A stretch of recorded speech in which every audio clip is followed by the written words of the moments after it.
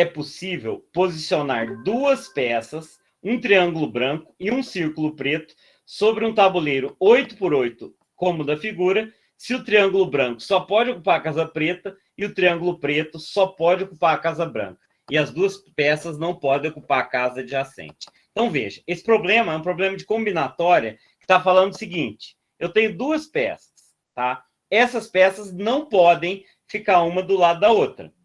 Então, eu não posso colocar um triângulo preto, um círculo preto aqui, e um triângulo branco, uma do lado da outra. Isso é proibido. Também não posso colocar um círculo preto na casa preta, certo? A pergunta é: de quantas maneiras eu posso posicionar essas duas peças, certo? Então, é um problema combinatório, relativamente simples, e vamos entender o que a gente faz. Bom, vamos supor que eu imagine que eu vou contar de quantas maneiras que eu vou colocar, digamos, o círculo, o triângulo, e saber quantas maneiras eu vou pôr um círculo. Você concorda que se eu colocar o triângulo preto nessa casa da borda, eu tenho duas restrições para o círculo preto? Concorda que se eu colocar na borda eu tenho duas restrições? Concorda que se eu colocar na ponta eu tenho 3 restrições? Na lateral. E se eu colocar no meio, igual esse aqui, eu tenho 4 restrições. Então, depende de onde eu colocar o círculo, o triângulo, eu vou ter uma quantidade diferente de maneiras de colocar o círculo. Então, eu preciso dividir em casos. Então, vamos lá. Primeiro caso.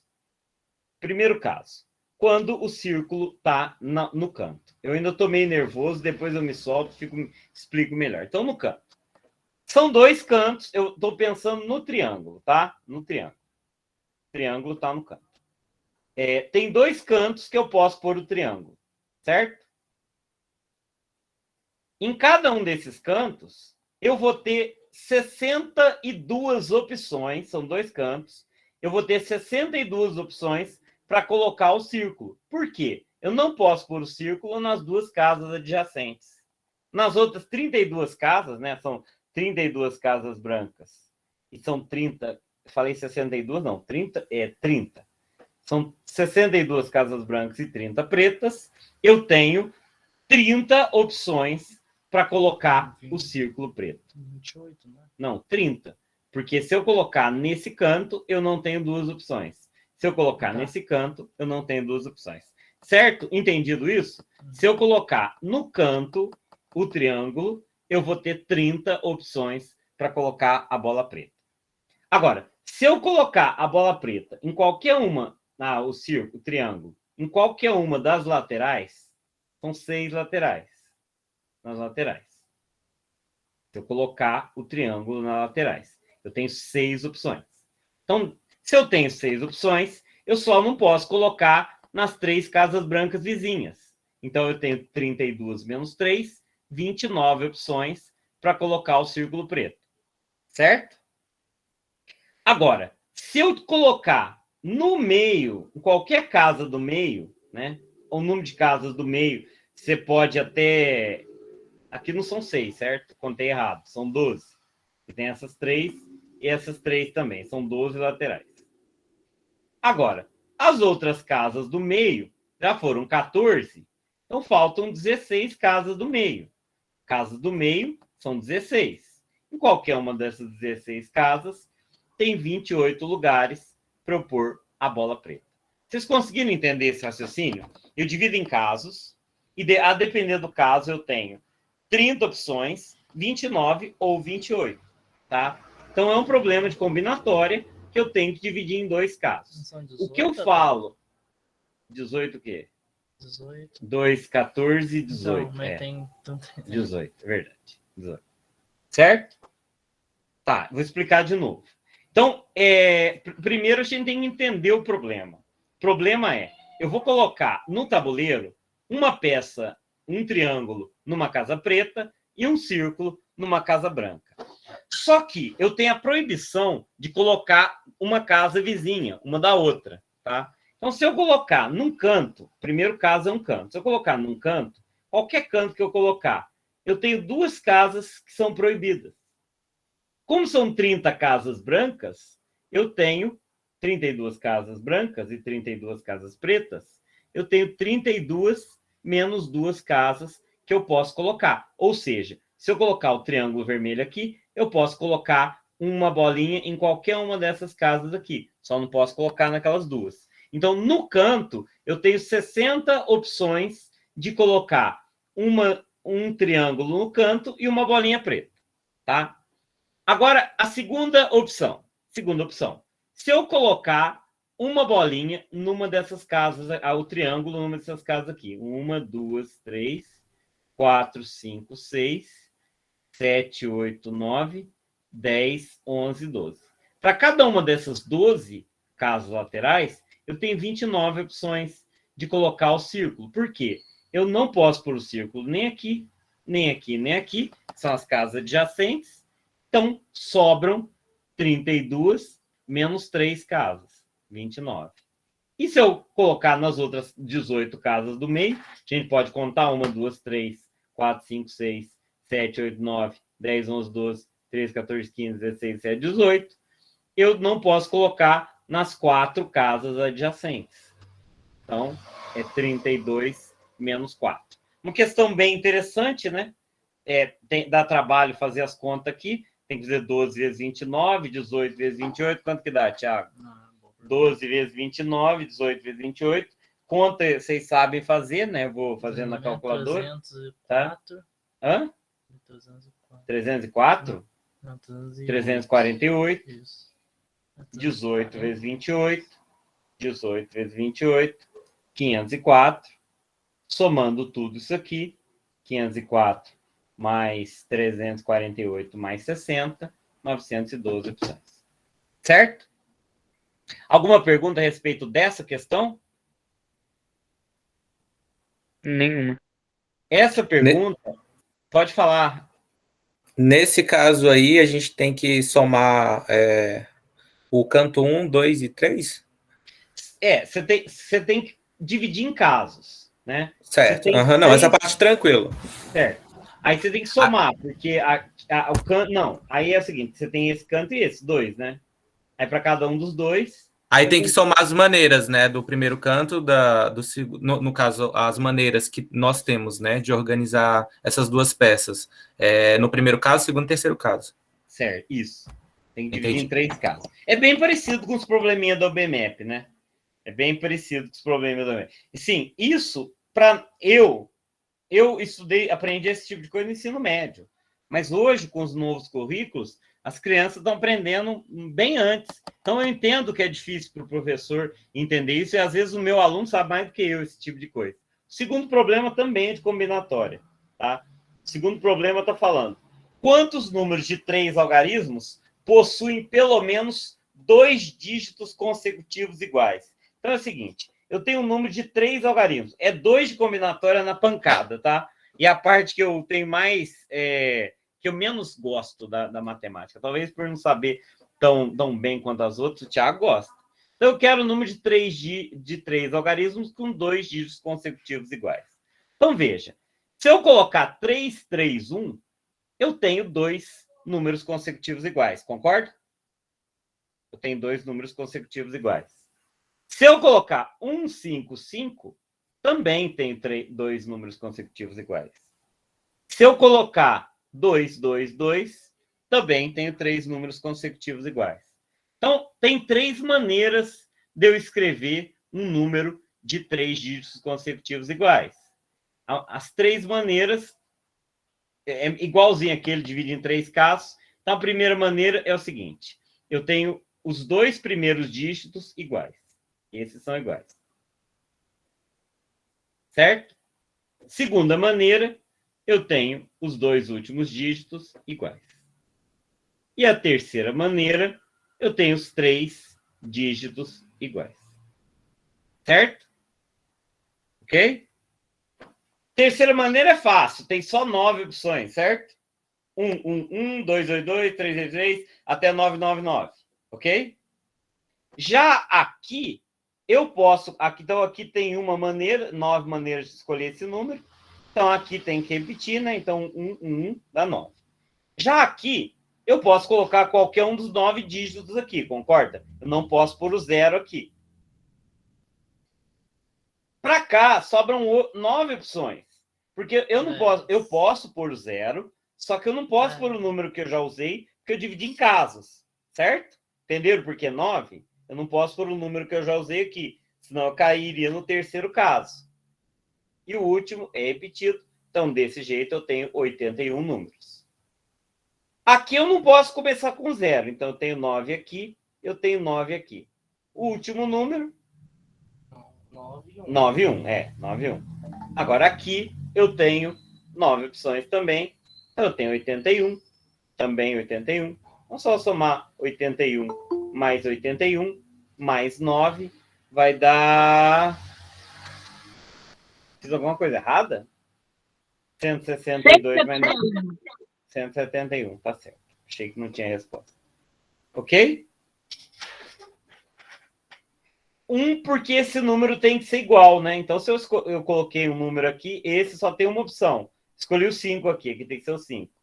Escolhi o 7 aqui, tem que só escolher o 7. Essa lista é a prova do ano passado, Clemência. Mas eu posso disponibilizar, sim, inclusive com as minhas resoluções aqui, se a minha caneta não zoar de novo, tá? Essas duas questões são de combinatória. A próxima é mais legal, tá? Pode perguntar se tiver dúvida, tá? Tem questões muito boas. Não seria 10, por quê? Porque não pode começar com 0.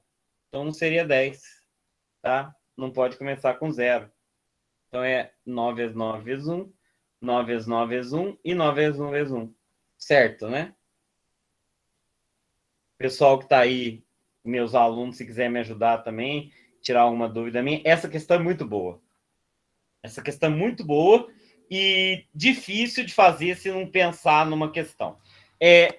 Muita gente sabe uma propriedade chamada desigualdade triangular. Ou tem professor que conhece como condição de existência de um triângulo. Eu chamo de desigualdade triangular, mas condição de existência de um triângulo é mesma coisa. Não é porque um número de 3 algarismos, Hélida, não pode nunca começar com 0, senão ele passa a ter 2 algarismos. Entendeu? Então, o que é desigualdade triangular? Quando eu tenho um triângulo, independente do tipo de triângulo, pode ser qualquer triângulo. Se eu tiver um lado A e um lado B e um lado C, qualquer um dos lados é sempre menor que a soma dos outros dois. Certo? Pode ser qualquer lado. Um dos lados é menor que a soma dos outros dois. Essa é uma desigualdade triangular. Certo? Então, no caso, 0 à esquerda, no começo. Então, a desigualdade triangular ela é muito importante e ela permite que você faça muitos problemas. Se você pegar aquele livro, Círculo de Matemática de Moscou, você vai ver que tem um capítulo só, não é o Círculo de Matemática, do Fomin. Tem um capítulo só de desigualdade triangular. E tem muitas coisas que... Isso aqui é fácil de explicar, né? Se eu estou aqui e eu quero chegar aqui, é mais perto em linha reta do que desviar o caminho e depois voltar. Concorda comigo? Concorda que um lado não pode ser maior que a soma dos outros dois? Se um lado fosse maior que a soma dos dois, significaria que você ia dar uma volta e ia ter um lado maior. Eu até costumo fazer um desenho para as crianças. Estava esperando você fazer. O Thiago desenho, que eu coloco 2 lados sorridentes, e um lado maior assim, e eles falando: você é grande, mas não é 2. Tá? Você é grande, mas não é 2. Eu sempre faço esse desenho. Os alunos até fazem meme desse desenho, tá? Agora, tem uma coisa que a maioria dos professores não fazem, tá? Seguinte, dá para fazer de cabeça, mas eu não vejo essa explicação. Se aqui mede 5 e aqui mede 4, um mede 5, mede 4. Não vou desenhar, não, tá? Se eu desenhar, vou induzir vocês. Eu tenho um triângulo que um lado... Oi? Na verdade, eu sempre, quando eu vou mostrar essa desigualdade triangular, eu acabo mostrando a relação com os 3 lados, né? Mostrando onde sempre um lado vai ser menor, como você está explicando, mas aí eu faço uma observação, não sei nem se é esse ponto que você vai tocar, que basta a gente verificar o maior lado, né? Se o maior lado for menor do que a soma dos outros dois menores, porque ele por si só, eu já tenho um lado maior. No caso, eu estou pegando um triângulo com 3 lados, sei lá, 12, 7 e 9. Se eu verificar que o maior lado é menor que a soma dos outros dois, com certeza a condição vai valer para os outros lados, né? Porque quando eu verifico que 12 é menor do que 7 mais 9, e depois eu vou verificar, por exemplo, 7 é menor do que 12 mais 9, por si só o 12 já é maior do que esse terceiro lado, né? Então vai ser válido.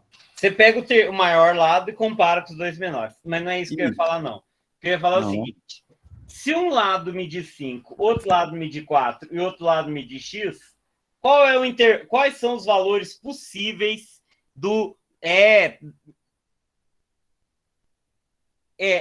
quais são os lados possíveis do terceiro lado? Ó, um lado mede 5, outro lado mede 4, e quanto que mede o outro lado? Entre quanto e quanto? Quanto no máximo e quanto no mínimo? Se você pensar, você resolve, certo? Você vai pensar o seguinte: esse número aqui tem que ser maior do que 1. Concorda que tem que ser maior do que 1? Porque se aqui for 1, eu tenho 4 mais 1, 5, não pode. Então tem que ser 1 mais alguma coisa. Concorda? Tem que ser um pouquinho mais do que 1. E também tem que ser menos do que 9. Porque 5 mais 9, 5 mais 4, 9. Então tem que ser entre 1 e 9. Como que você faz para descobrir em qual intervalo esse lado está? Esse intervalo está no intervalo, esse lado está no intervalo entre 5 mais 4 e 5 menos 4. Então esse intervalo está entre 1 e 9.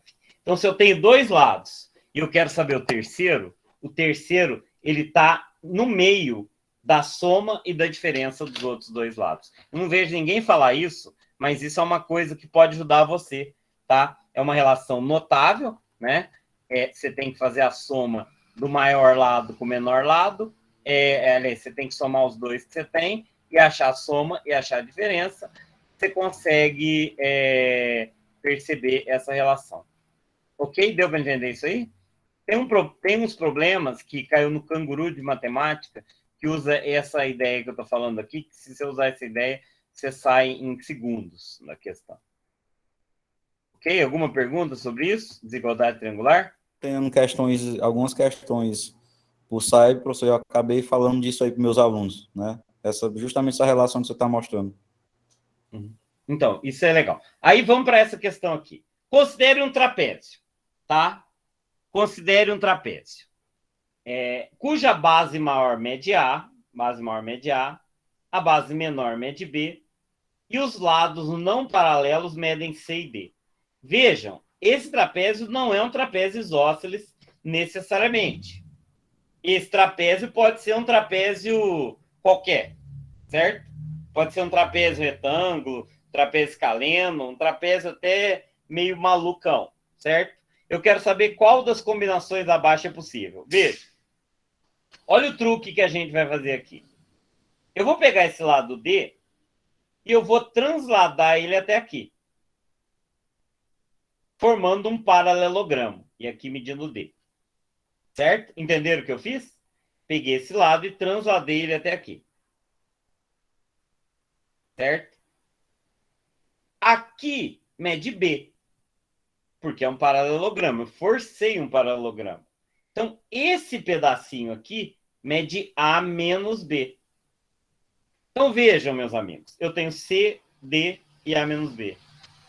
Tem um triângulo de lados. C, D, A menos B. É só fazer os testes aqui. Vamos calcular A menos B em todos. A menos B aqui é 3 menos 1, 2. Aqui é 4 menos 1, 3. Aqui é 4 menos 1, 3. 3 também. 4 menos 2, 2. Certo? Entenderam o que eu fiz até aqui? Deu para entender? Ok? Tá, olha aqui, eu vou fazer de novo, desde o começo, tá? Eu vou desenhar o trapézio. Essa questão é maravilhosa, eu nunca vi essa questão na vida. Eu vou fazer de novo. Ó, eu tenho um trapézio a base maior mede A, não, base maior mede A, base menor mede B, e os lados medem C e D. Eu desenhei um trapézio bem parecido com o isósceles, mas não precisa ser isósceles. Agora, olha o que eu vou fazer. Eu vou fazer uma translação. Eu vou pegar esse D e vou arrastar esse D para cá. Ó, eu arrastei esse D para cá. Certo? Então, aqui mede D também. Ok? Entenderam o que eu fiz com o D? Peguei o D e puxei, formando um paralelogramo. Se eu arrastei o D, isso aqui é um paralelogramo, daqui até aqui mede B. Então, esse pedacinho que sobrou aqui é o A menos B. Porque se tudo é A e eu tirei o pedaço que é B, esse pedaço é A menos B, ok?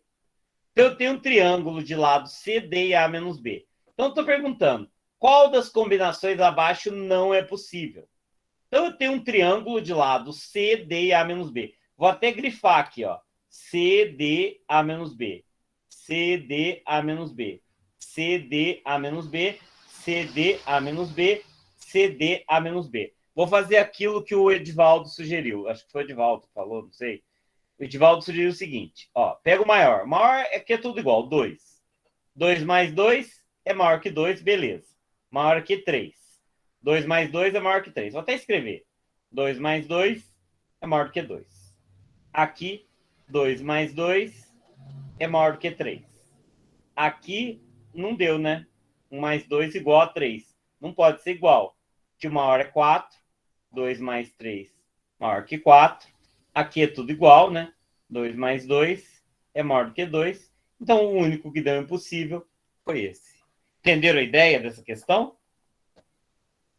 Fantástica essa questão, né? Essa questão é fantástica. Essa é uma ótima questão, difícil, né? Para mostrar para um aluno, mas é uma boa questão quando você está lá ensinando para mostrar para o aluno desigualdade triangular. Claro, para um aluno bom, né? Um aluno que não quer saber. Alguma pergunta a respeito disso? Não, professor. Se tiver dúvida, pode perguntar, viu? Pode sugerir, perguntar. Então vamos pro próximo. Não precisa ter vergonha de perguntar, não, tá? Ah, essa questão é maravilhosa. Essa é de combinatória, mas é maravilhosa. Olha aqui. Existem 12 pontos distintos sobre uma circunferência. Quantos polígonos convexos inscritíveis podemos construir com esses pontos dados? Tá? Essa questão é muito boa. Presta atenção no que eu vou fazer. Olha. Se eu escolher, eu tenho 12 pontos, tá? Eu tenho 12. Se eu escolher 3 aqui, eu formei um polígono inscritível, concorda? Um triângulo. Concorda que qualquer 3 que eu escolher, eu formo um polígono inscritível na circunferência? Qualquer 3, qualquer 2, não, qualquer 2 não. Qualquer 3 eu formo um polígono. Qualquer 4 eu formo um polígono. Qualquer 5 eu formo um polígono. Qualquer 6 eu formo um polígono. Até qualquer 12. Eu só não consigo formar um polígono se tiver 2. Concorda? Se tiver 2, não forma um polígono? Se tiver 2, não dá para formar um polígono. Ou mais de 12. Tá? E se tiver um só, obviamente, não tem. Tá? Qualquer 3 pontos, a gente vai ter polígono. Com 1 e 2, a gente não tem. Agora, vamos pensar o seguinte. Eu tenho 12 pontos. Eu vou escolher ou não escolher um determinado ponto. Ó, eu tenho esse ponto. Eu vou escolher ele ou não escolher para formar um polígono. Entende? Eu vou escolher ou não escolher. Esse polígono, esse ponto eu vou escolher ou não escolher. Como vértice do polígono. Esse ponto eu vou escolher ou não escolher. Esse ponto eu vou não escolher ou escolher. E assim até o 12º ponto. Então, cada ponto eu tenho 2 opções. Escolher ou não escolher. Se eu considerar o caso 1 e 2, que eu vou descontar depois, eu tenho 2 elevado a 12 maneiras de escolher um conjunto de pontos qualquer. Concorda? Que eu tenho 2 elevado a 12 maneiras de escolher um conjunto de pontos qualquer? É como se fosse o número de subconjuntos desse conjunto. O número de subconjuntos desse conjunto é 2 elevado a 12. Que eu posso pegar o número ou não pegar o número, tá? Então, é o número de subconjunto. Por exemplo, você já deve ter visto isso, né? Um subconjunto tem 2 elevado a n elementos. Por que 2 elevado a n elementos? Porque para cada elemento eu posso pôr ou não no conjunto. Qualquer quantidade que eu pegar forma um polígono. Mas eu preciso descontar os polígonos que são formados com um ponto, né? Eu preciso descontar um ponto, ou seja, eu vou ter que descontar 12. E eu vou ter que descontar todas as combinações 2 a 2. Ou seja, eu vou ter que descontar todos os pares. A quantidade de pares, não sei se vocês conseguem ver isso com facilidade, é 12 vezes 11 dividido por 2. Ou combinação 12 2. Então, resolvendo isso aqui, eu chego na resposta do problema. Conseguiram entender? Vamos perguntando para ajudar, porque essa é uma ideia mais sofisticada. Vocês conseguiram Esse 12 vezes 11 dividido por 2 aí eu não consegui. Tá, eu vou explicar. É uma combinação de 12 tomados 2 a 2, não é isso, professor? Isso aqui, deixa eu escrever de outra forma, talvez fique mais fácil. É combinação de 12 tomado 2 a 2. É combinação, tá? Eu tenho 12 pontos. De quantas maneiras eu posso escolher 2? Tá? E tem o caso de não escolher nenhum ponto. O Eric me falou. Eu só não ia errar porque não ia ter essa alternativa, Eric. Então, veja. Eu estou descontando o caso de um ponto, escolha de um ponto. Eu estou descontando o caso de escolha de 2 pontos. E eu estou descontando o caso da escolha de 0 pontos. Tá? Posso? Vou repetir com outro exemplo, tá? Eu vou fazer um caso menor para vocês entenderem. Olha aqui. Eu vou fazer um com 5 pontos, que eu acho que vai ficar bem claro para vocês entenderem. Tá? 5 pontos. 5 pontos, tá? Eu vou fazer um polígono com esses 5 pontos. Você concorda que eu posso escolher qualquer 3 pontos que eu quiser e eu tenho um triângulo? Ó, escolhi esses 3, tem um triângulo. Concorda comigo? Que eu escolhi qualquer 3 pontos forma um triângulo? Se eu escolher qualquer outros 3 pontos, também forma um triângulo. Não depende qual que eu escolher. Aqui, ó. Formou um triângulo. Escolhi esses 3 pontos ali, formou um triângulo. Certo? Um quadrilátero também. Se eu escolher 4 pontos qualquer, eu formo um quadrilátero. Não interessa quais 4 que eu vou escolher. Eu vou formar um quadrilátero. Se eu escolher 4 pontos, eu vou formar um quadrilátero. Não importa quais 4 pontos eu vou formar. Certo? Entendido isso que eu estou falando? Entendido? Agora vamos lá. Se eu desenhei esse triângulo, eu escolhi esse daqui, sim. Eu escolhi esse daqui, sim. Eu não escolhi esse daqui. Eu não escolhi esse daqui. E eu escolhi esse daqui. Certo? Entenderam essa ideia? Escolhi ou não escolhi? Fui colocando um S e um N. Qualquer combinação de SN que eu colocar, tá? Qualquer combinação de SN que eu colocar, eu vou ter um polígono. Se eu colocar SN, N, S, S, eu vou ter um polígono. Qualquer combinação de SN. Menos se tiver só 2 S's, se tiver só um S, ou se não tiver nenhum S, concorda? Aí não forma polígono. Tá? Se tiver nenhum S, se tiver só um S, ou se tiver 2 S's, aí não forma polígono. Então, o que eu vou ter que fazer? Contar quantas maneiras eu posso combinar sim ou não aqui. Então, o número de maneiras que eu posso combinar sim ou não é 2 elevado a 12. Eu tenho 12 pontos e eu posso pôr sim ou não em cada um dos 12 pontos. Mas eu preciso descontar o que tem 2 pontos, ou seja, combinação 12 e 2. Eu preciso também descontar os 12 pontos que eu escolhi só um.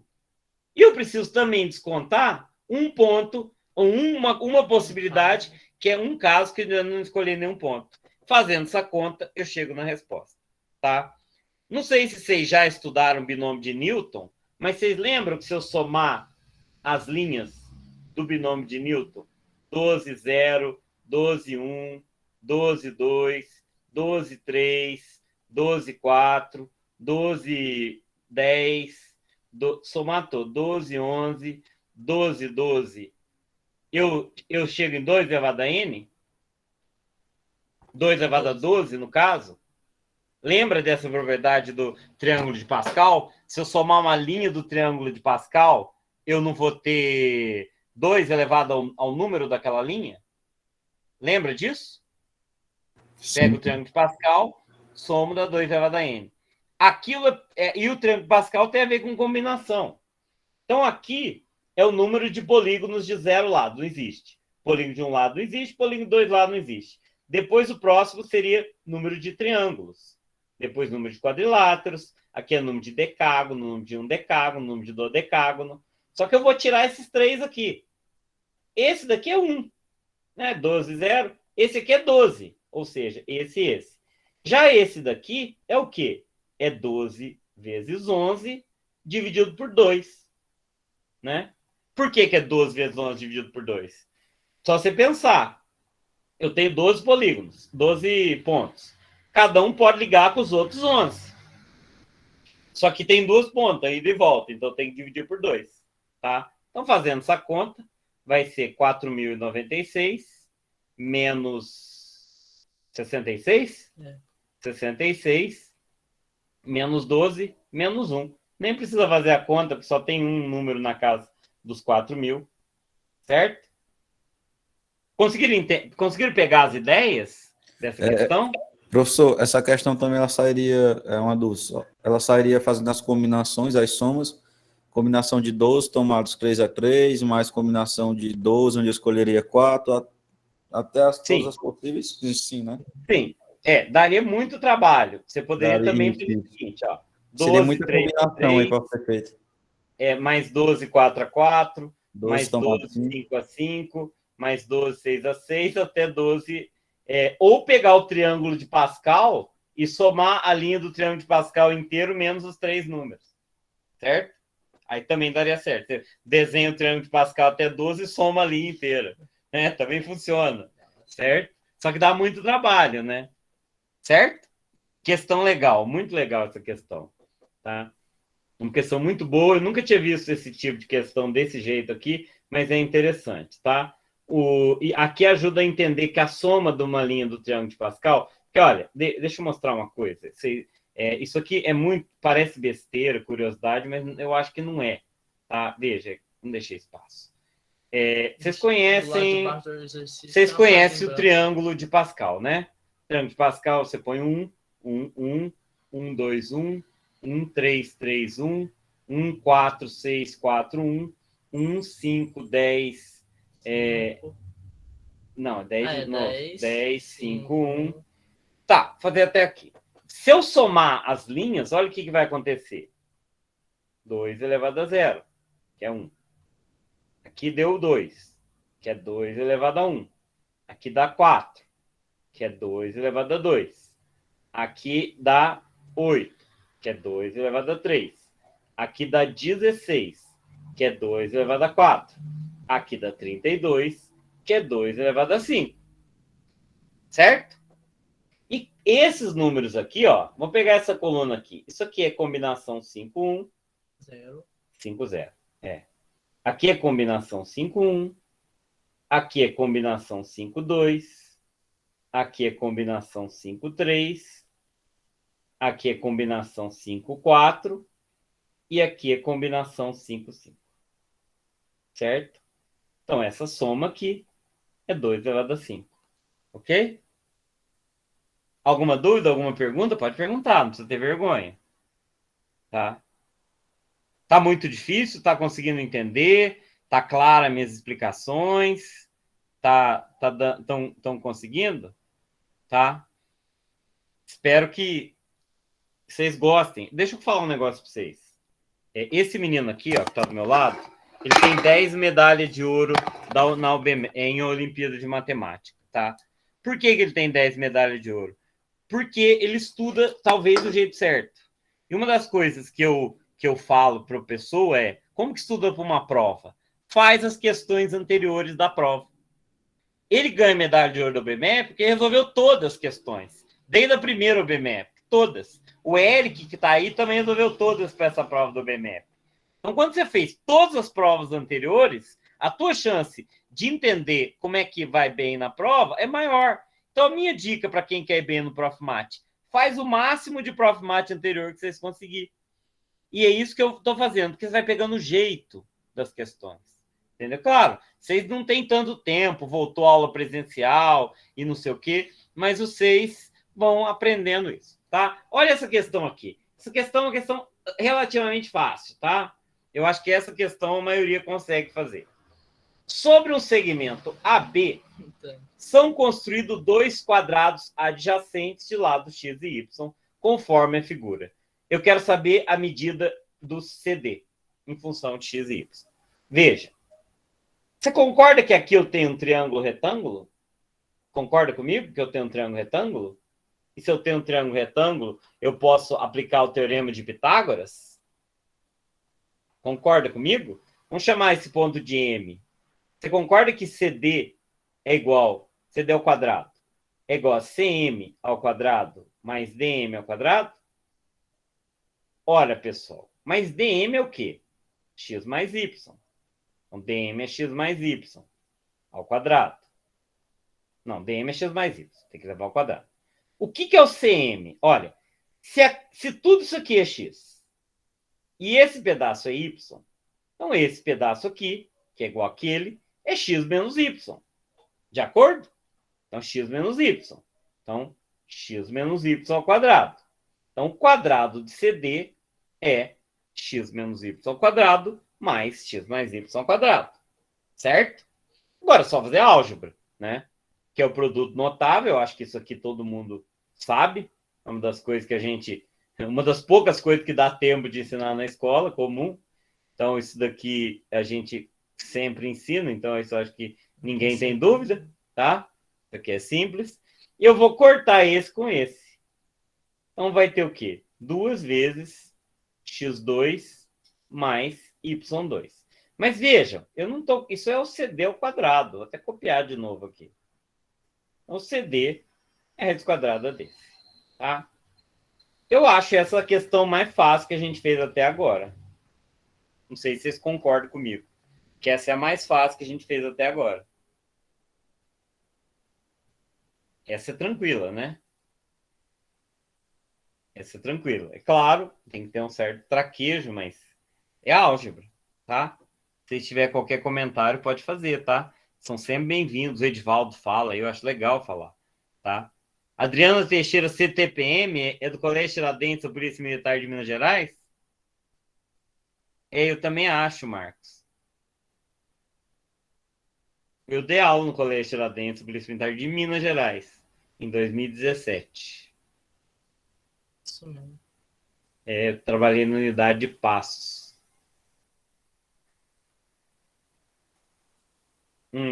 Essa aqui é bem interessante, tá? Olha essa questão. Eu fiquei pensando nessa questão e tem muita coisa para falar a respeito dela. Olha aqui, ó.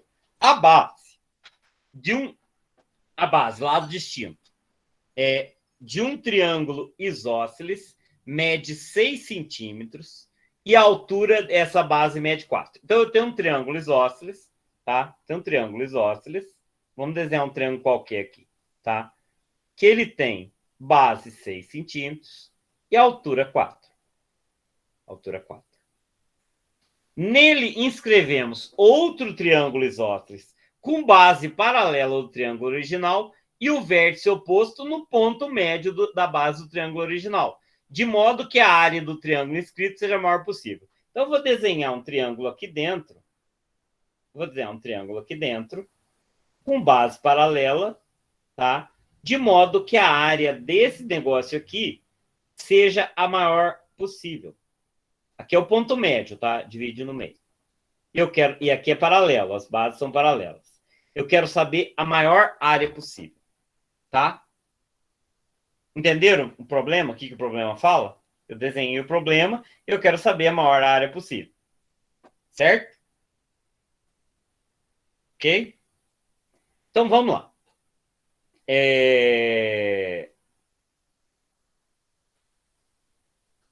Se eu achar uma função para essa área aqui, é só achar o valor máximo da função, certo? Claro que, às vezes, até dá para arriscar fazer alguma coisa. Mas se eu achar a área dessa figura, tá? Eu vou resolver o meu problema, né? Tem gente que pode ter uma tendência a achar que é igual, mas eu não sei se esse é o valor máximo. Então, veja. Isso aqui é a minha base. Isso aqui é a minha base do triângulo. Isso aqui é a altura do triângulo. O que eu quero maximizar? Eu quero maximizar base vezes a altura dividido por 2. De acordo? Alguma pergunta a respeito disso aí? Como é que eu vou fazer isso aí?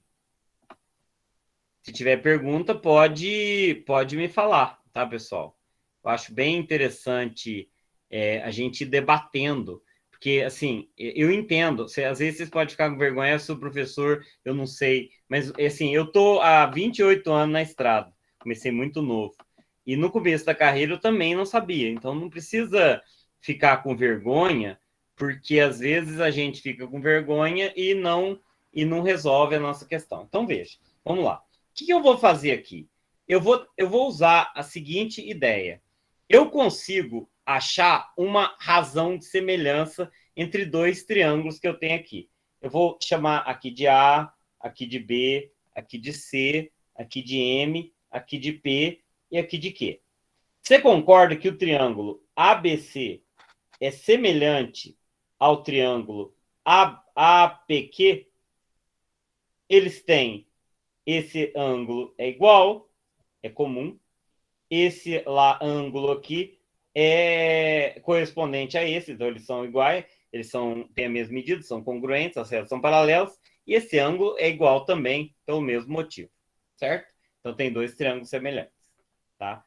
Se eu usar a semelhança de triângulo, eu posso escrever o seguinte, que essa base B, tá? Que essa base B está para essa base 6 aqui, assim como essa altura aqui, desse triângulo menor, que é 4 menos H, está para 4. Entenderam o que eu fiz? Eu só usei razão de semelhança. Certo? Tá, eu explico de novo. Veja. Deixa eu apagar isso aqui para fazer isso aqui de novo. Eu tenho dois triângulos. Eu tenho um triângulo grandão e outro triângulo menorzinho aqui, que eles são semelhantes. Como é que eu sei que eles são semelhantes? Tem várias maneiras de eu saber que eles são semelhantes. Uma delas é analisar os ângulos. Esse ângulo aqui, ele é congruente a esse ângulo aqui. Por quê? Porque são retas paralelas, tá? Esse ângulo aqui também é congruente a esse ângulo aqui, porque são retas paralelas. Então, veja, se eu analisar, tem dois ângulos congruentes, é suficiente. Esse triângulo aqui, esse pequenininho, é congruente a esse triângulo grandão. Então, eu vou pegar a base e a altura de cada um e comparar. Do triângulo grandão, do triângulo pequenininho, a base é B. Do triângulo grandão, a base é C. Do triângulo pequenininho, a base a altura Não, do triângulo pequeno, eu estou comparando pequeno com grande. A altura é 4 menos H. E do triângulo grandão é 4. Não sei se vocês separaram, eu achei uma relação entre B e H. Certo? O que eu achei uma relação entre B e H? Por que eu estou fazendo uma relação entre B e H? Para tentar achar uma função da área em função do valor da base, certo? E em função da base ou da altura, tanto faz. Eu quero achar uma função. O que eu vou fazer aqui? Eu vou tentar isolar um dos valores, ou a base ou a altura, tá? Então, eu vou tentar isolar a altura aqui. Pode ser a base também, vou achar uma função. Não sei se você entendeu o que eu fiz aqui. Se tiver dúvida, pode me falar. Multiplica em cruz. Então, 6 vezes 4, 24. Vamos pôr passo a passo. 6 vezes 4 menos H é igual a 4B. Eu vou isolar o H. tá? Então, 24 menos 6H igual a 4B. Eu quero saber o valor da minha altura em função da base. Ou da base em função da altura. Pode ser a base em função da altura. Então, a minha base é 24 menos 6H sobre 4. Podia ser a altura isolado também, tá? Até aqui, beleza? Até aqui entenderam como é que eu achei a base? Eu vou dividir tudo aqui por 2, por questão de praticidade. 24 por 2, 12. 6 por 2, 3. 4 por 2, 2. Só conferir se eu não errei aqui, porque se eu errei fica muito complicado. Não, tá certo. Tá? Alguma pergunta a respeito dessa base aqui? Como é que eu calculei? Professor, Oi. como você coloca 4 menos H? Porque, veja, a altura é 4, certo? Eu estou Sim. comparando o triângulozão com o triângulozinho. Mas a altura do triângulozinho não é H? Não. H é a altura desse triângulo. Podia ser. Só que por que eu estou achando desse? Porque eu quero saber a área máxima desse triângulo aqui, tá vendo? Esse que eu estou fazendo uma bolota rosa aqui. Do vermelho. É, do triângulo vermelho. Eu pensei que você tinha chamado essa altura de H. Não, eu chamei essa altura de H é outra de 4 menos H. Tá? Então, o que eu fiz? Eu achei um H ali, um B ali. Eu não quero maximizar B vezes H. Então, agora eu consigo uma função com um valor só. Que eu consegui relacionar B e H. Então, em lugar de B aqui, eu posso colocar aquele trem ali. 12 menos 3H sobre 2. Vou pôr no lugar do B. Vezes H sobre 2. Concorda que essa é uma fórmula para a área? Independente do que eu fizer, essa é uma fórmula para a área? Concorda comigo? Para quem não entendeu o que eu fiz, eu isolei a base, eu fiz uma semelhança de triângulo entre essa base para achar uma relação entre essa base e essa altura, e eu cheguei na conclusão de que a base é 12 menos 3H sobre 2. Feito essa relação, o que eu fiz? Eu peguei a base e substituí pelo valor que eu encontrei. Então, eu vou achar uma fórmula para a área. A área, independente da altura, é isso daqui. É 12H menos 3H ao quadrado sobre 4. Ou seja, organizando isso aqui, menos 3 quartos de H ao quadrado mais 3H. Eu só fiz a divisão ali e arrumei o negócio. Concorda que essa é a função da área? Essa aqui é a função da minha área.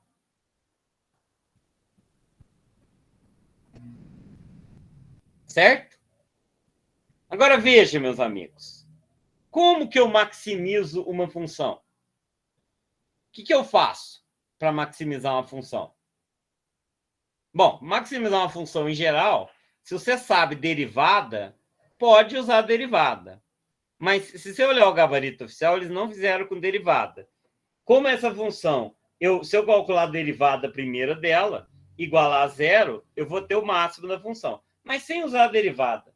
Essa função da área, em função do S, é uma curva assim. É uma curva assim. Onde aqui é a área e aqui é a altura. Você concorda que a área máxima é essa aqui? Concorda que essa é a área máxima? É o y do vértice. Então, simplesmente, é só achar o y do vértice ali, é a área máxima. Então, a área máxima é o y do vértice, que é menos delta sobre 4A. Dá para fazer por derivada, tá? Se você sabe derivada, você deriva essa função, igual a zero, show de bola, tá? Bom, vamos achar o delta, né? Delta é igual a B2, 3 ao quadrado, menos 4, A, C. Ó, quando não tem o termo C, o delta é o B ao quadrado. Não. É. Certo? Então, já achei o delta. Já o A é o menos 3 quartos. Então, meu y do vértice é igual a menos 9, menos delta, sobre 4 vezes menos 3 quartos. Olha aqui, dá para cortar esse 4 com esse 4, menos com menos mais, 9 com 3, 3. Então, 3 é a área máxima. Daria para achar o valor máximo de H 3 também? é a altura máxima. Não, 3 é a área máxima. A altura máxima é o x do vértice. Então, a resposta é a 3. A maior área possível ali é 3. Tá? Pessoal, eu tentei ver se eu achava um jeito mais fácil de fazer isso e não achei. Tá? Mas eu já deduzi que o valor máximo era quando a altura estava na metade do triângulo. Alguém tem alguma ideia para resolver isso de outra forma? Você já tinha... Esse é o problema, né, professor? Eu tinha visto a questão. O problema é esse, é encontrar a função. Eu coloquei a área, mas não, eu coloquei a área aí, mas não consegui achar a função, né? Aí é onde está o problema, né? Então, essas questões em geral saem por semelhança. Quando você tem esses paralelismos, você consegue ter vários triângulos. E uma das coisas que mais me passa despercebido é a semelhança de triângulo. Que é aquela lá que ele coloca com o quadrado e o triângulo dentro, o cara, quando encontrar a hipotenusa lá, já é a área. É só fazer o máximo. Aquela é simples, né? Tem coisa que o máximo é simples.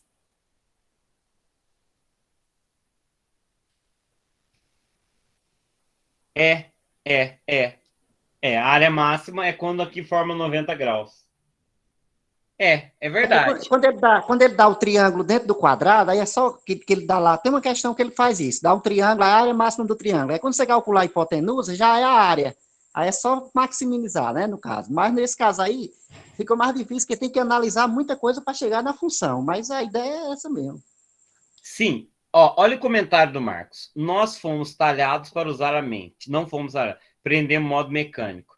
Então, pessoal, eu vou falar um negócio para vocês. Eu também aprendi do modo mecânico. Eu não se formei em faculdade boa, não.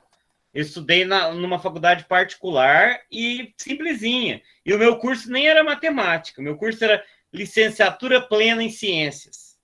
Depois que eu fui, fiz mais um ano de matemática. Entendeu? Então, eu também não aprendi assim. Só quando você começa a estudar desse jeito, você começa a abrir a sua mente e você vê que os alunos conseguem entender. Então, é interessante, sabe fazer o quê? Tentar trabalhar com bons alunos. Eu trabalho com alunos talentosos, sabe? Não é o aluno que é talentoso porque ele é talentoso. É o aluno que está afim de estudar. Porque eu tenho a seguinte filosofia. Eu tenho que tentar convencer o aluno a estudar. Eu sei que eu tenho que motivar, tenho que dar uma aula agradável. Mas se o cara não quer, eu não tenho que ficar enchendo o saco do aluno, não. O cara não quer, azar dele. Entendeu? Azar dele. Aí ele tira a nota lá e tal. Só que quando o aluno quer, você ensina para o aluno, dá gosto da aula. Porque o aluno quer aprender. E o aluno te força a ficar cada vez melhor. Então, quando você pega o aluno interessado, a realidade é outra. Né? Eu sei que eu tenho alunos horríveis e tem alunos desinteressados e tem alunos que querem aprender. Esses, nossa, é incrível que eles falam. Incrível que eles falam. Aproveitando aí a ideia, quer dizer, no caso também, se eu derivar igualar a zero, eu estou encontrando o valor máximo ou mínimo da função, né? Então, você teria que tirar a derivada de segunda para saber. Mas vamos lá. A minha área é o seguinte, menos 3 quartos H2 mais 3H, eu vou chamar só de S, tá? Seria o S de H. Se eu achar a derivada primeira disso aqui, vai ser menos 3 meios de H mais 3, concorda? Essa é a derivada primeira? Isso. Se eu pegar a derivada segunda, eu vou saber se a função tem máximo ou mínimo. A derivada segundo é menos 2/3, tá? A derivada segundo é menos 2/3. Então, significa que a função tem máximo. Menos né? 3 meios? Não, menos 3 meios. Menos 3 meios. Agora, eu não precisava fazer isso, porque a função de segundo grau, eu sei que ela é uma função crescente. Então, o que eu faria aqui? Menos 3 meios de H mais 3 igual a zero. Menos 3 meios de H igual a menos 3. Então, H igual a 2, certo? Só fazer a conta aqui, vocês vão ver que dá 2. Só que eu acharia o H máximo. Agora, eu teria que jogar na fórmula para achar o valor máximo. Então, seria menos 3 quartos de 2 ao quadrado mais 3 vezes 2. Olha que vai dar certinho. Ó. Isso aqui corta com isso. Então, menos 3 mais 6 cheguei no máximo, que é 3. Certo? Professor, Oi. eu posso afirmar que esses 4 triângulos, eles são todos congruentes? Não dá, porque varia. Esse valor aqui varia. Esse H, ele pode ser desde aqui, formando um triângulo bem pequenininho aqui, como chegando ali, que forma um triângulo assim, entendeu? Eu pergunto porque não tem aquela propriedade. Se você tem um ponto médio de um lado do triângulo. É que você tem que... Eu entendi o que você está falando. Hum. Se for a base média do triângulo, sim. Tá? Só que aqui não é a base média, tá vendo? É como se eu estivesse arrastando os pontos. Os pontos estão arrastando pelo triângulo.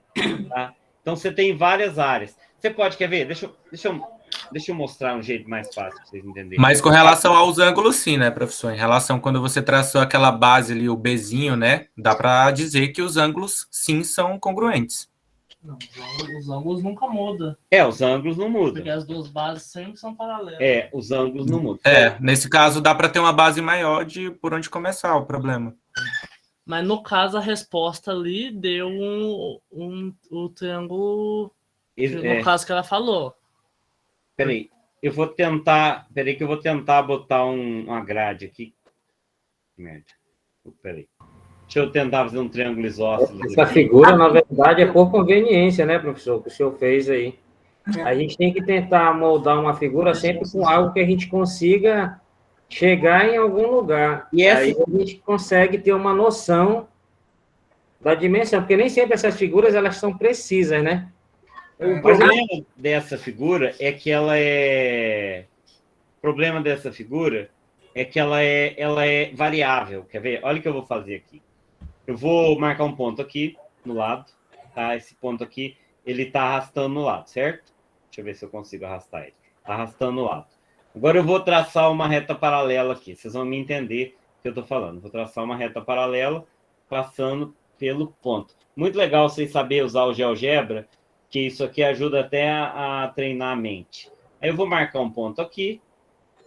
Eu vou marcar um ponto médio aqui. Tem uns cursos de GeoGebra na internet muito legal. Aí veja. Não, peraí que eu perdi no lugar errado, pessoal. Aqui. Agora eu vou fazer um triângulo, tá? Olha esse triângulo aqui. Daria para usar a janela de álgebra. Então veja. Ruth, eu tenho essa situação aqui, tá vendo? Então eu tenho eu já vou ler o que você fala, Eduardo. Então olha aqui, tá vendo? O problema é assim. Eu tenho um triângulo que vai se movendo. Eu quero saber qual dessas áreas é a maior possível. Entenderam o problema na dinâmica, como que é? Tá?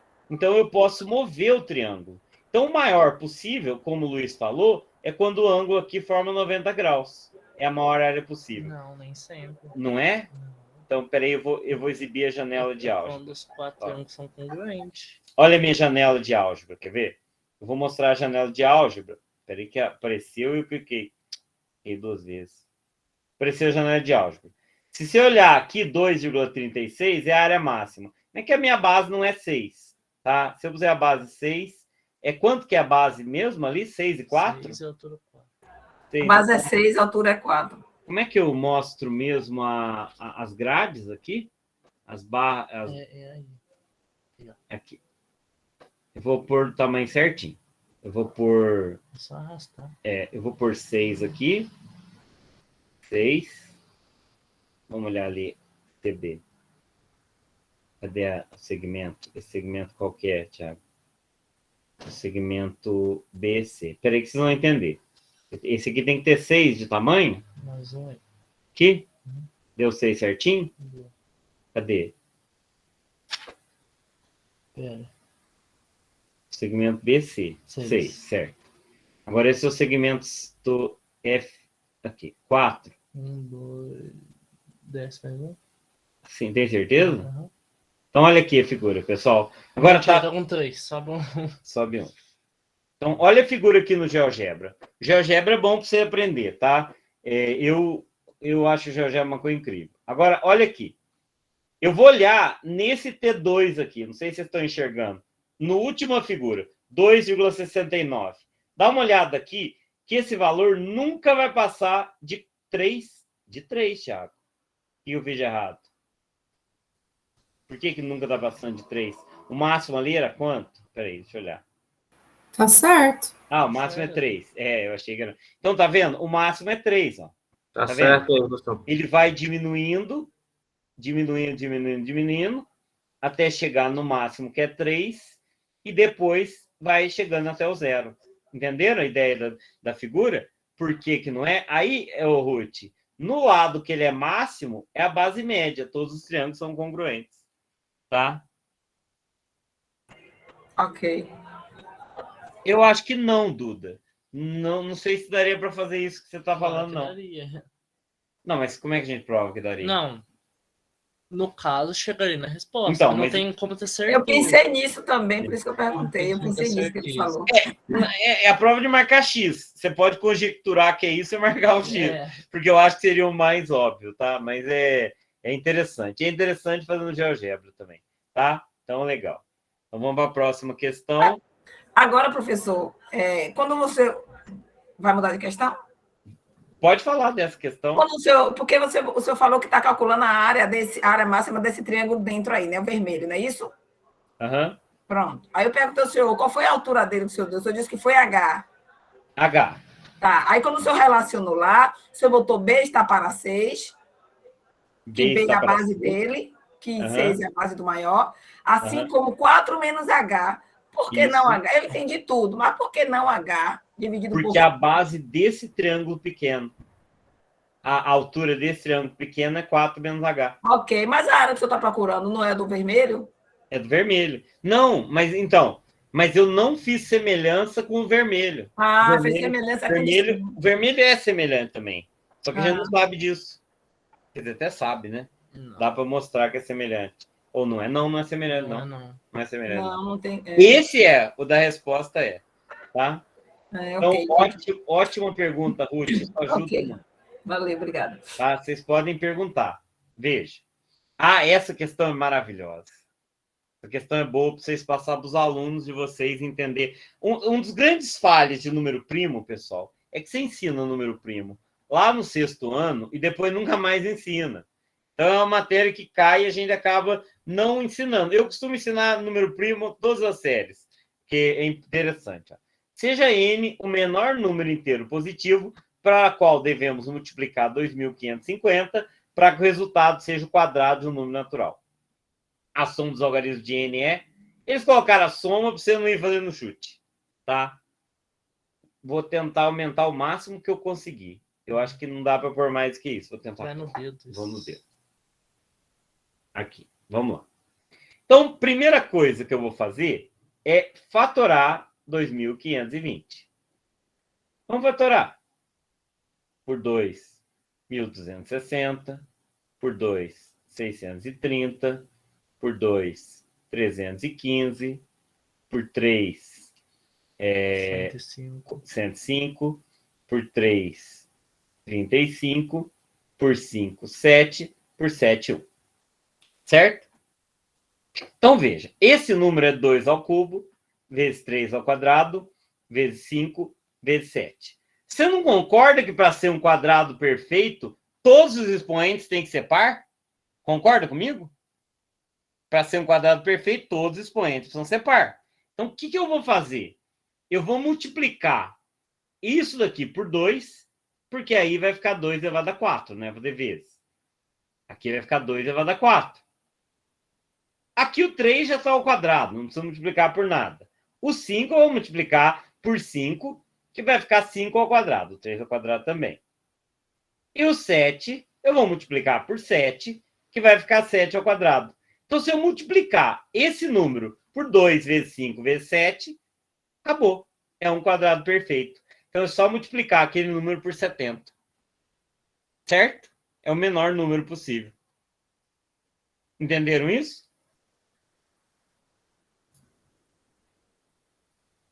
Volta, por favor. Volto. Eu fatorei o número. Deu isso aí.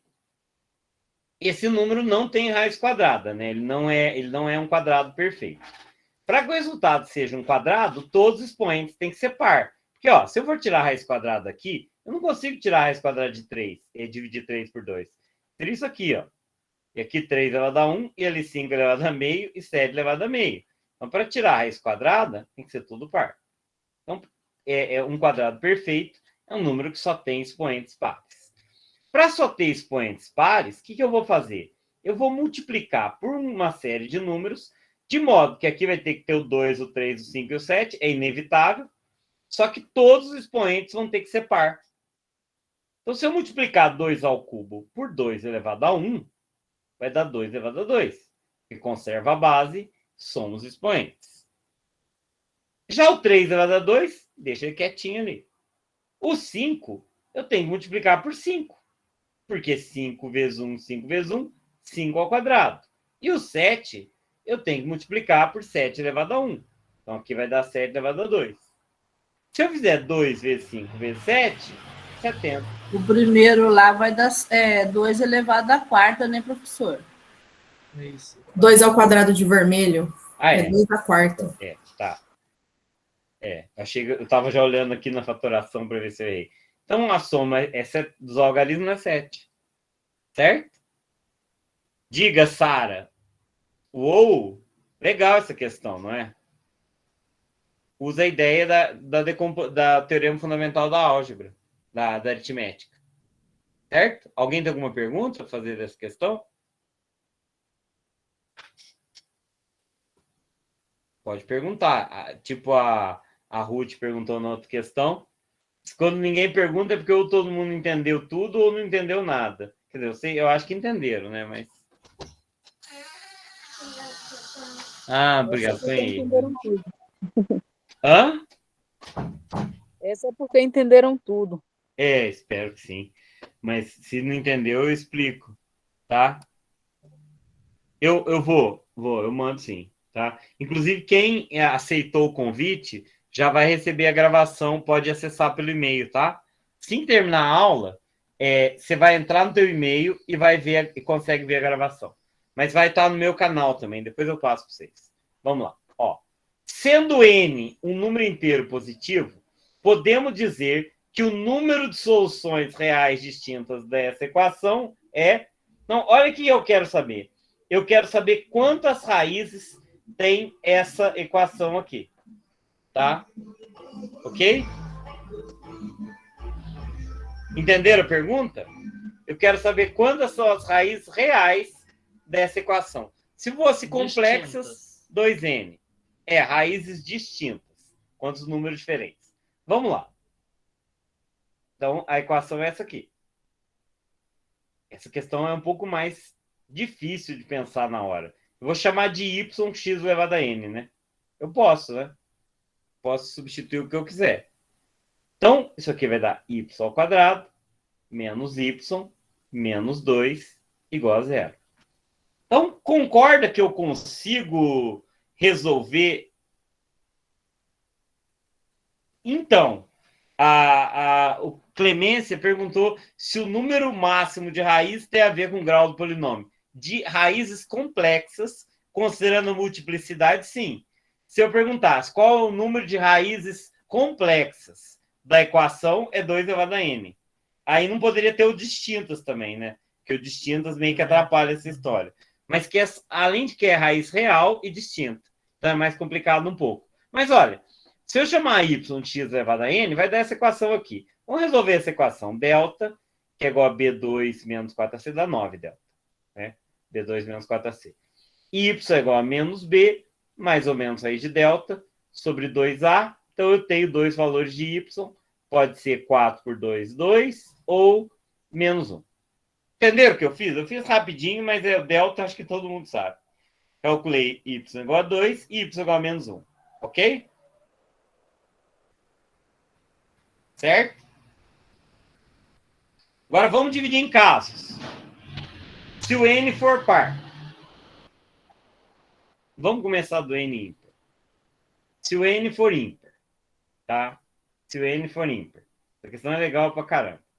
Se o n for ímpar. X elevado a n igual a 2 e x elevado a n igual a menos 1, você concorda que uma raiz ímpar tem um único valor? Então, aqui vai ser raiz enésima de 2 e aqui vai ser raiz enésima de menos 1, as raízes. Então, se o n for ímpar, eu vou ter 2 raízes. Você concorda que um número, quando eu faço elevado a um expoente n, eu tenho só uma raiz? Deixa eu mostrar uma coisa aqui para vocês, tá? Antes de continuar, porque às vezes alguém tem dúvida. X ao quadrado igual a 9. Quanto que vale x? Se x ao quadrado é 9, quanto que vale x? 3 ou menos 3. Pode ser 3 ou pode ser menos 3. E x ao quadrado igual a menos 9? Eu vou voltar lá, Marcos, só para ver. X ao quadrado igual a menos 9. Tem algum valor real ao quadrado que dá menos 9? Não. Nos reais, isso aqui não existe. X no conjunto dos reais. X não pertence a reais. Deixa eu tirar o não existe, que não dá certo. Tá? E se fosse cubo? Não pertence. X ao cubo é 27. Que número ao cubo é 27? 3. Só o 3. O menos 3 não, né? Que o menos 3 é do menos 27. Uhum. Então, quando for par, x ao quadrado é par, tem 2 respostas. E se for negativo, nenhuma. Agora, quando for ímpar, tem uma. Então, independente do valor n aqui, eu vou ter uma raiz enésima de 2 e uma raiz enésima de menos 1. Então, se o n for ímpar, vai ter 2 raízes. Certo? Entendido, Marcos? Eu tirei raiz enésima de 2. Se fosse 3, raiz cúbica de 2. Se fosse 5, raiz quinta de 2. Tá, vamos lá. Eu quero saber qual é a resposta de x elevado a n igual a 2. Tá, eu sei o jeito que eu vou explicar. Qual que é o contrário da radiciação? O que é quando eu escrevo raiz enésima de A? O que é raiz enésima de A? Raiz enésima de A é um certo B, de tal forma que B elevado a n é A. Certo? Então, a raiz é contrária da potência. Então, se eu quiser saber que número elevado a n dá A, é a raiz enésima do 2. É radiciação, é o inverso da radiciação. Aí, se x elevado a n é 2, x é igual a raiz enésima de 2. Se x elevado a n é menos 1, x é a raiz enésima de menos 1. O que eu fiz aqui? Quer ver? Ó, aqui x é igual a raiz cúbica de menos 27, que é menos 3. Aqui, x é igual a raiz cúbica de 3, que é igual a de 27, que é 3. Aqui eu fiz x é igual a mais ou menos raiz quadrada de 9, porque é par, então tem 2. Então, se for ímpar, tem 2 raízes. Agora, e se o n for par? X elevado a n igual a 2. X elevado a n igual a menos 1. Você concorda que se for par, isso aqui vai ser mais ou menos raiz enésima de 2, como foi aqui, ó? Concorda que se for par tem 2 raízes? Tem 2 números que elevado a n dá 2? Concorda? O positivo e o negativo? Já não tem nenhum número elevado a n que dá menos 1. Isso aqui é uma equação sem resposta. Então, se o n for par, também tem 2 raízes. Então, olha só, não interessa a paridade do n, ele vai ter 2 raízes. Tá? Então, a resposta para esse problema é 2, independente de n ser par ou ímpar. Tá? Eu achei uma questão assim muito abstrata, mas boa até. Certo? Agora essas 2 raízes a gente só não pode afirmar se vai ser reais, né? Não, reais? Vai ser reais? Sim, porque você concorda que eu posso extrair raiz enésima de 2 para qualquer número que for? Sim. Vai dar um negócio de louco, né? Mas dá. Podia pôr um número 3 para ver o que acontece. 2, ó. 1, certo?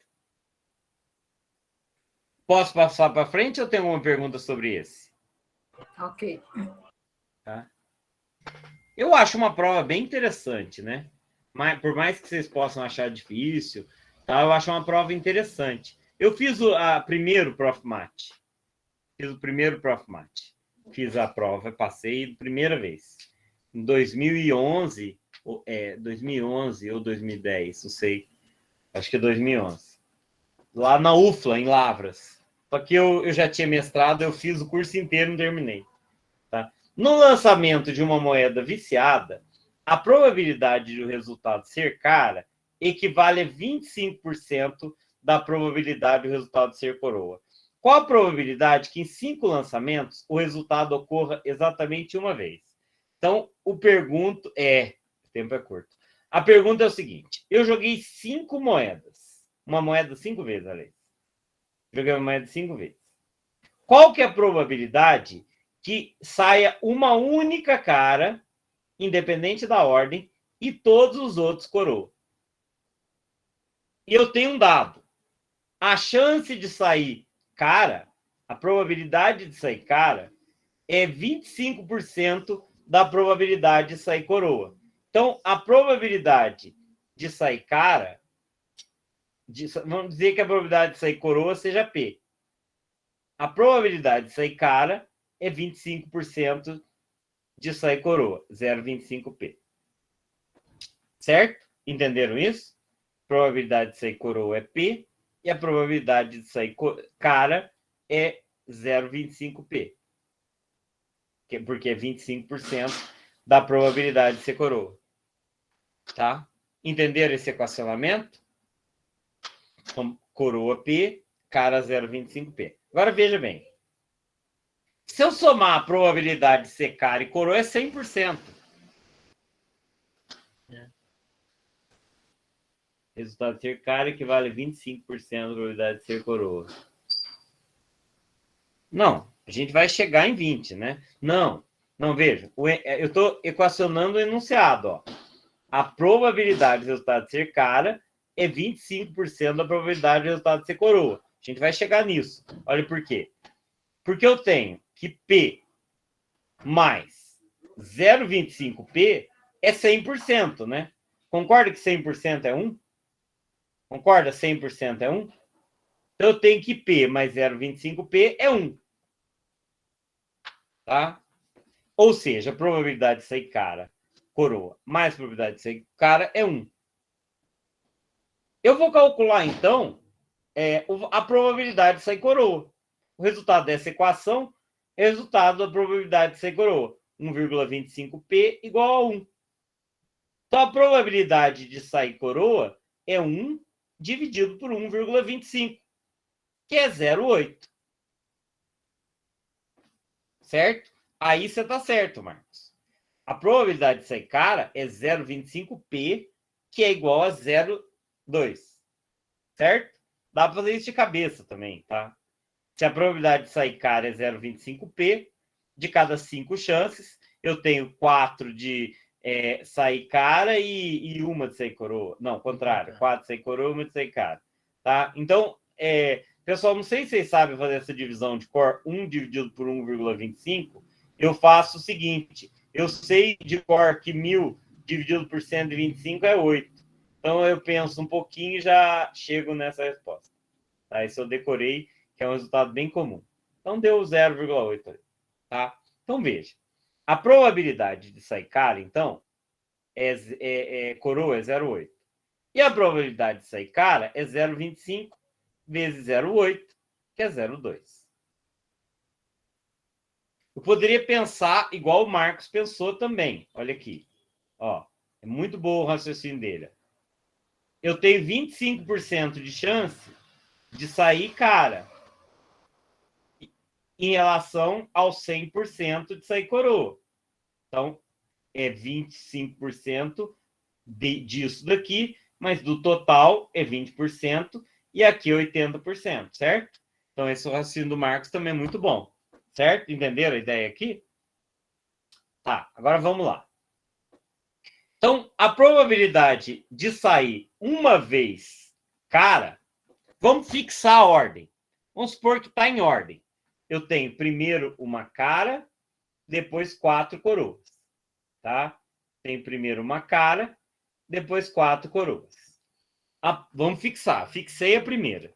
Se a primeira for cara, 0,2. E cada coroa, probabilidade de 0,8. 0,8, 0,8, 0,8. Então, eu tenho 0,2 vezes 0,8 elevado a 4. Certo? Só que você concorda que a cara não precisa ser a primeira a cair? A cara pode ser a primeira, pode ser a segunda, pode ser a terceira, pode ser a quarta, pode ser a quinta. Então, vou multiplicar isso por 5.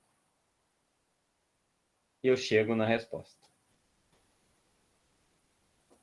Certo? Alguma pergunta? Deixa eu dar um zoom aqui, porque sei que é pequeno. Certo?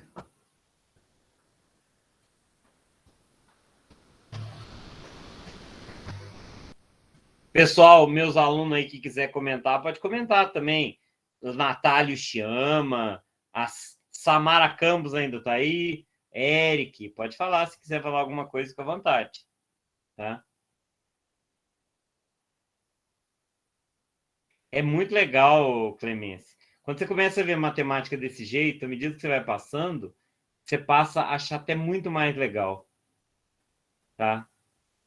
Essa questão 10, ela não tem muita dificuldade, não, tá? Ela é simples mesmo. Dá para querer complicar, mas não precisa, tá? Se quiser complicar, você consegue e fica até bonito, mas não precisa, tá? Uma prova pode ter 2 tipos de questão, objetiva ou discursiva. Deixa eu escrever aqui, objetiva e discursiva.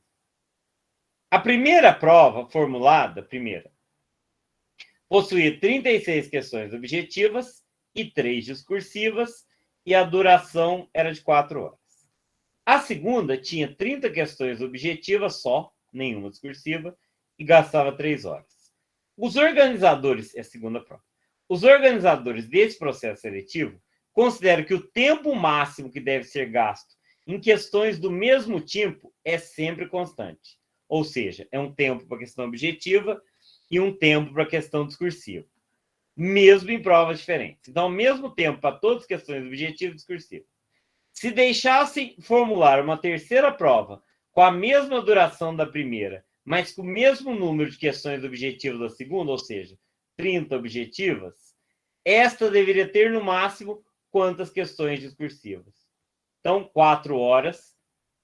Se desejasse formular uma terceira prova com a mesma duração da primeira, 4 horas, mas com o mesmo número da segunda, 30.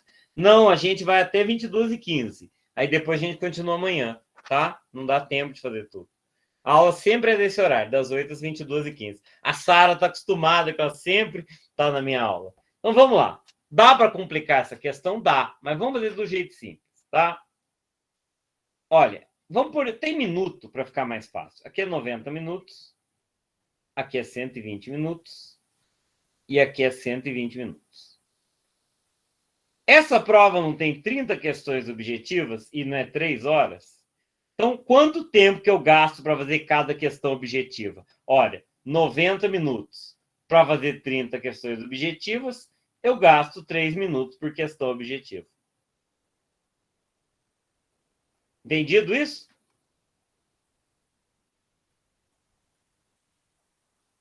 Você mora no fuso horário de Cuiabá ou no do Acre? Porque do Acre é mais difícil, né? Do Acre, 2 horas, vai até 00h15. No de Cuiabá, 1 hora mais tarde, né? Então, é horário de Brasília. Oi. 3 horas não são 180 minutos, não? Verdade. Nossa Senhora. Eu estou contando cada hora com 30 minutos. É lerdeza, pessoal. É lerdeza. Como eu falo para meus alunos, só errei para ver se vocês estavam prestando atenção. Brincadeira, pessoal. Errei de propósito. Errei sem querer. Então, 6 minutos por questão objetiva. Então, veja. Nessa primeira prova, essas 35 questões objetivas vão gastar 35 vezes 6. É mais tempo que no Enem, né? 35 vezes 6, 210 minutos para fazer essas 35 questões objetivas. Mas eu não tenho 3 questões discursivas? Quanto que falta 210 para 240? Aqui é 210 minutos, né? Aqui 180 minutos. Então, 210 para 240, eu vou precisar meia hora para as 3 questões discursivas. Então, 30 dividido por 3 é 10 minutos para a questão discursiva. Tá? Isso significa que cada questão discursiva eu vou gastar 10 minutos e cada questão objetiva 6 minutos.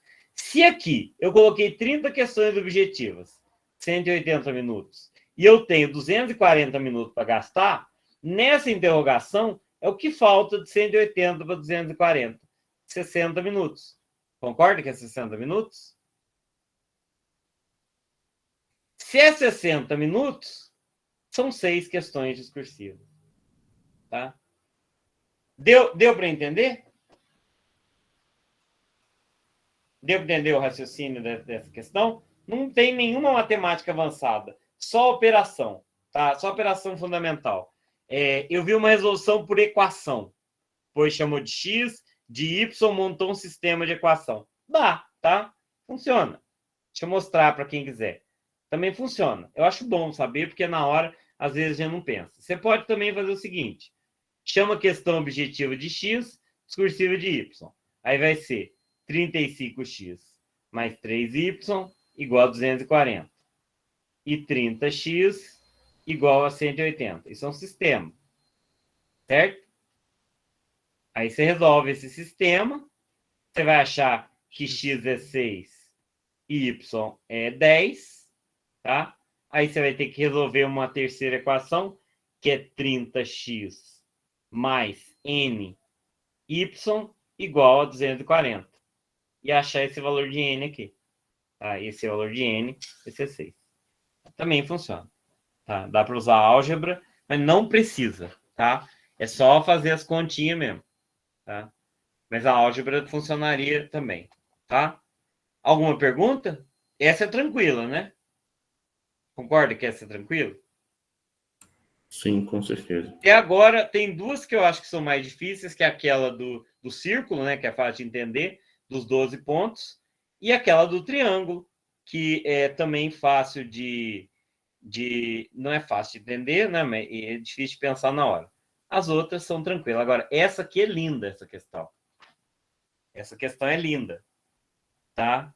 Vão ficar salva, Marcos. Essa questão é linda. Ó, sabendo que o lado... Aliás, esse projeto Podemos é muito legal. Depois eu vou falar para vocês sobre ele. Tem um monte de aluno presente. Quem que está de aluno presente aí? Quantos tem?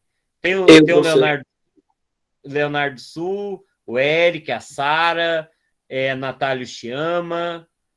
Não, fala aluno do Podemos, que já participa. Também, o Tiago Labanca, a Natália Chiama. Pessoal, olha aqui. Vou resolver essa questão para vocês verem que legal. Presta atenção. Olha aqui. Eu quero saber que fração que esse pedaço aqui é do total. Espera um pouquinho, Priscila. Falta 15 minutos. Nem deu tempo. A aula sempre vai até 10 e 15, pessoal. Tenta ficar até o fim, só para a gente ficar mais organizadinho. O Valdir também. Pessoal, você concorda que se eu traçar as diagonais, eu tenho 6 triângulos todos do mesmo tamanho? Concorda? Que eu sempre tenho 6 triângulos do mesmo tamanho? Se eu traçar essas diagonais aqui? Agora, presta atenção no que eu vou fazer. Eu vou dividir aqui no meio. Eu vou dividir aqui no meio. E vou dividir aqui no meio. Eu dividi em 12 partes iguais. Concorda que eu dividi em 12 partes iguais?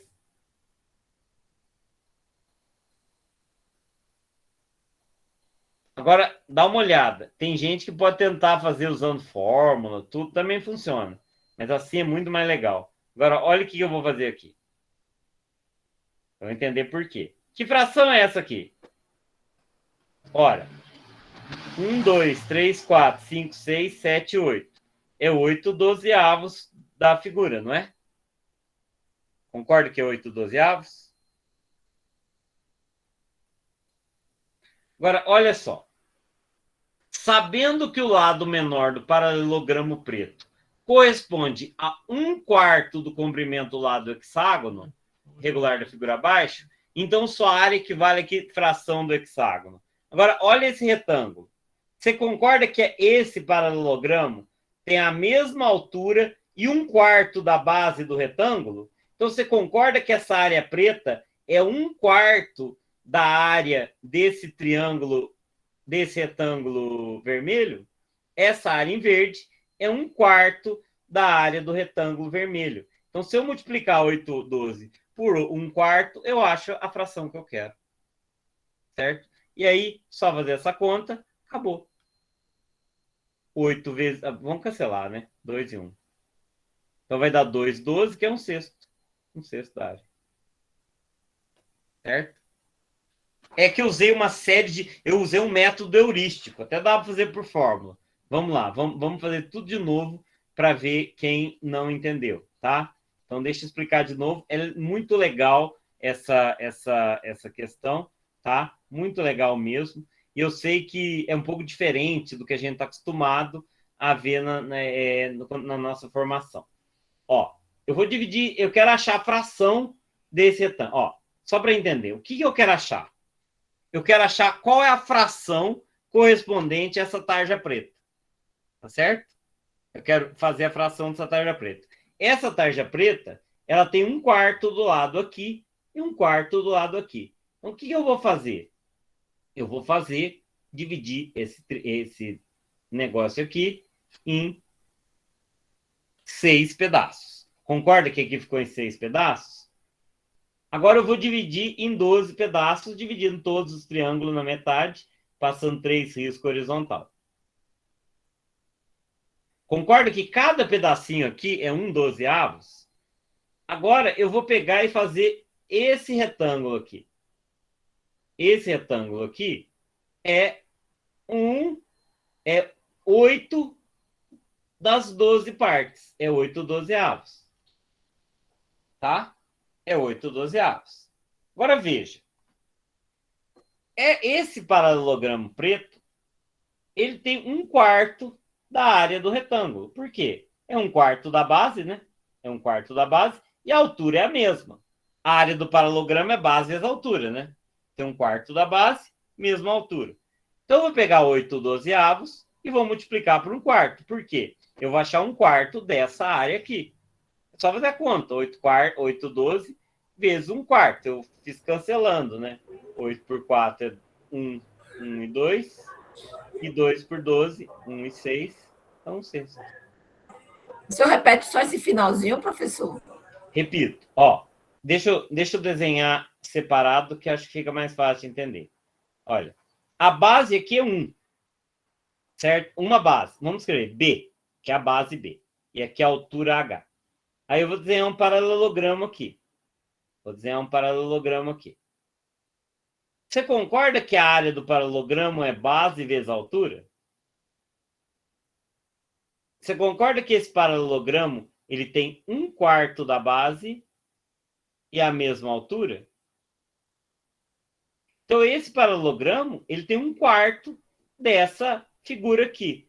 Como essa figura tem 8/12, eu vou achar 1/4 de 8/12. Como é que eu acho 1/4 de 8/12? Porque eu já calculei que essa figura é 8/12.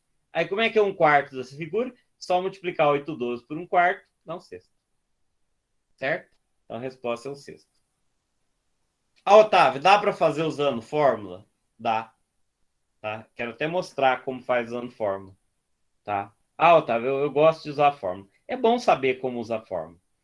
Veja. Primeiro, que a área do hexágono é 6 vezes a área do triângulo equilátero. Se você sabe de cor a fórmula da área do triângulo equilátero, isso te ajuda. Essa é a área do hexágono. Tá? Não, a altura não Não, a altura de qualquer paralelogramo é a distância de dois lados não paralelos. Então, por exemplo, olha esse triângulo aqui. Qual que é a altura dele? A altura dele é daqui até aqui, ó. A altura é sempre perpendicular à base. Certo? Então, a altura é complicado achar isso. Bom, mas vamos lá. Essa é a área da figura inteira. Essa é a área do hexágono inteiro. Vamos pôr a H. Só para me simplificar, porque eu acho que eu tenho toque por coisa não simplificada, essa é a área. Já a área disso daqui é 1/4 do lado. Então, a área dessa figura... Como é que a gente sai disso? Não sai, porque eu ia precisar calcular a altura. Não dá. É só achar a altura do triângulo. A altura do triângulo, essa altura aqui é 2 vezes a altura do triângulo. Vamos chamar de Hzão. Esse Hzão é 2 vezes a altura do triângulo, que é L raiz de 3 sobre 2, ou seja, L raiz de 3. Então, a área do quadrado preto, do retângulo, do paralelogramo preto, é base, que é 1/4 do lado sobre 4, vezes a altura, lado sobre 3. Então, é L2 raiz de 3 sobre 4. Então, esse é um jeito de fazer, tá? Então, essa é a área total e essa é a área do paralelogramo. Por isso que eu acho esse outro jeito que eu fiz mais fácil. Se eu fazer a área do paralelogramo em relação à área total, 3L2 raiz de 3 sobre 2, eu também vou achar um sexto. Olha aqui, ó. Corta L2 com L2, corta raiz de 3 com raiz de 3, 1/4 vezes o inverso de 3 meios, 2/3. 1/4 vezes 2/3, 1/6. Também daria certo. Tá? Então dá para fazer assim também. Acho mais difícil, mas possível. Tá? Ok? Pessoal, só para talvez alguns não saibam, tem gente que entrou, depois dá uma olhada no nosso projeto para vocês entenderem, tá? A gente tem um projeto chamado Podemos.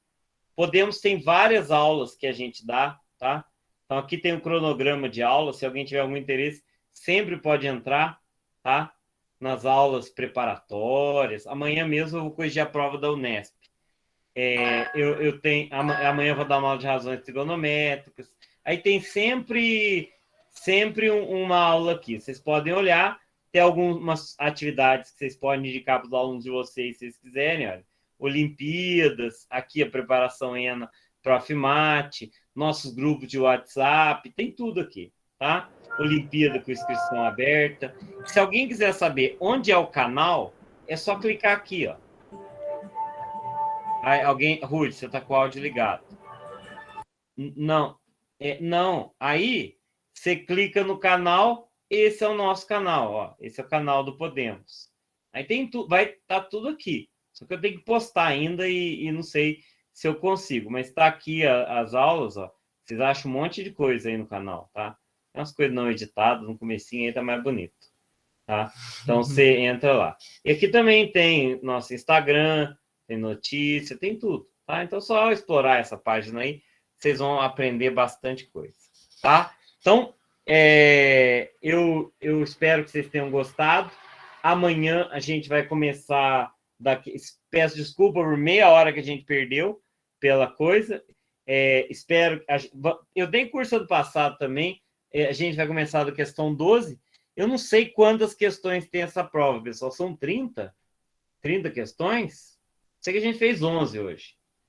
E depois de a gente terminar, a gente vai fazer de 2019. São 30.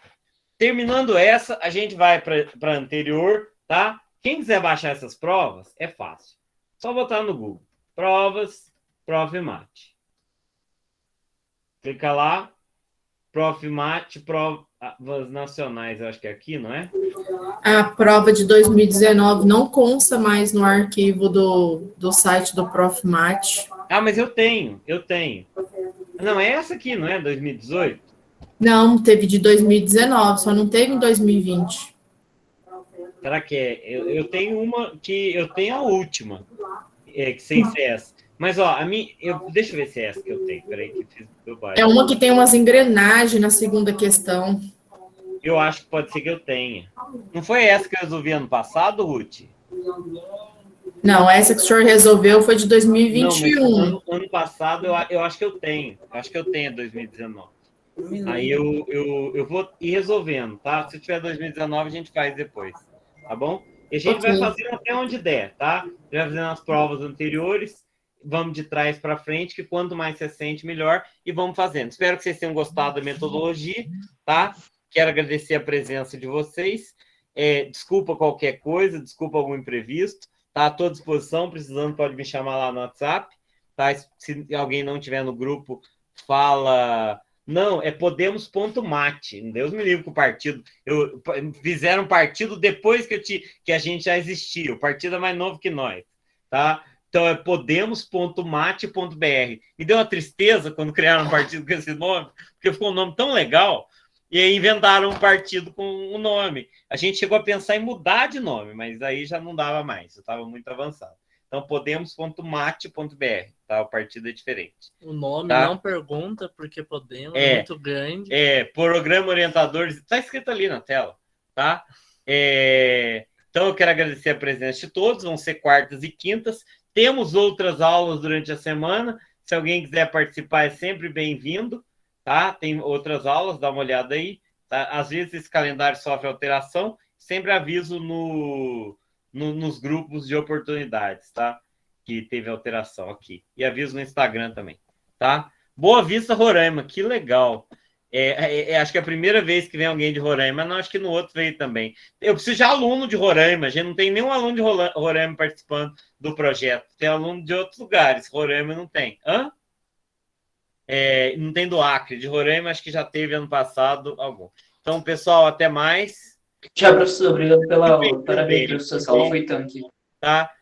Muito obrigado, Leonardo. Que bom que você ficou aí. Obrigado, tá? professor. Valeu. Muito obrigado. Eu só vou ficar aqui mais uns segundos para salvar. Boa noite a todos. Obrigada. Boa noite. Boa noite. Boa noite, gente. A prova está no e-mail, professor? A correção? Não, a correção não. Você fala esses rascunhos meu? Sim. Não, mas eu posso mandar para vocês. O problema é que está no computador meio complicado, mas eu vejo. Espero que vocês tenham gostado, viu, pessoal? Porque nem todo mundo gosta, mas cada um... A gente tenta, né? É bom as aulas do senhor. Valeu, muito obrigada. Boa noite. Obrigado, Ruth. Até mais, pessoal. Já estou saindo aqui, tá? Valeu, professor. Tchau, até amanhã. Valeu, tchau, até mais.